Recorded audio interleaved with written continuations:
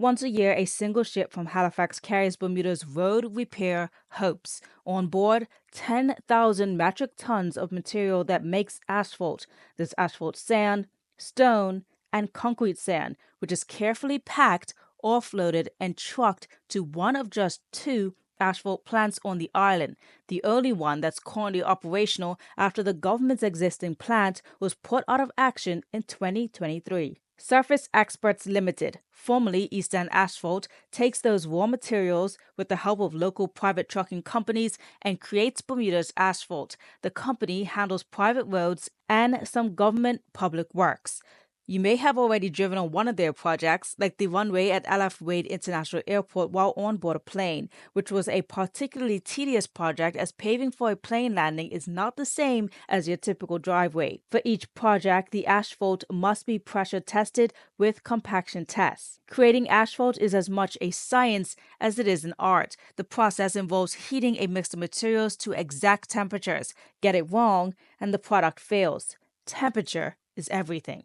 As asphalt, everything needs to be hot.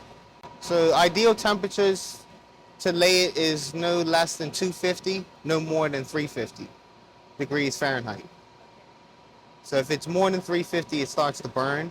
If it's under 250, it's hard to work with and gets cooled. Every truck is weighed before departure to ensure accuracy, and every batch is tested for temperature. If it cools too much on the way to a job site, it's rejected, then recycled. As I came to understand it, laying asphalt is like baking the perfect souffle. Once it leaves here, your job site needs to be prepped and ready to travel. When the trucks travel with their asphalt, it's always covered, and that helps retain the heat.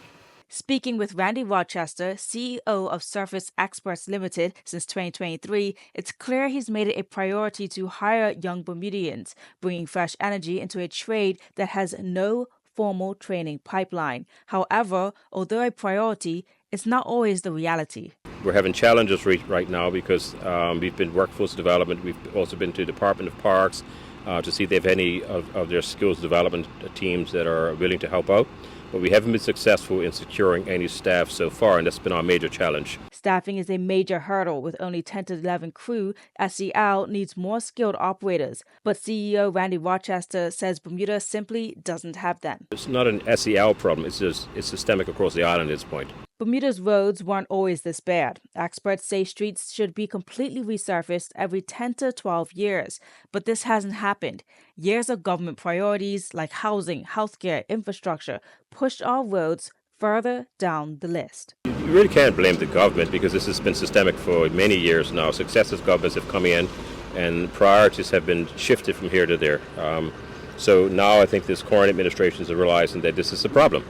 So now they're trying to do a blitz to attack this, and SEL are willing and ready to assist. Their next public project, the Floor Duffy Hill, formerly known as the Old Corkscrew, which is scheduled to begin this month. For now, the work continues with each truckload of materials weighed, every layer of heat checked, and as the constant demand for asphalt rises, these crews are focused on a tedious task of laying down the perfectly tested and accurate asphalt that will last a decade, and not just until the next heavy downpour.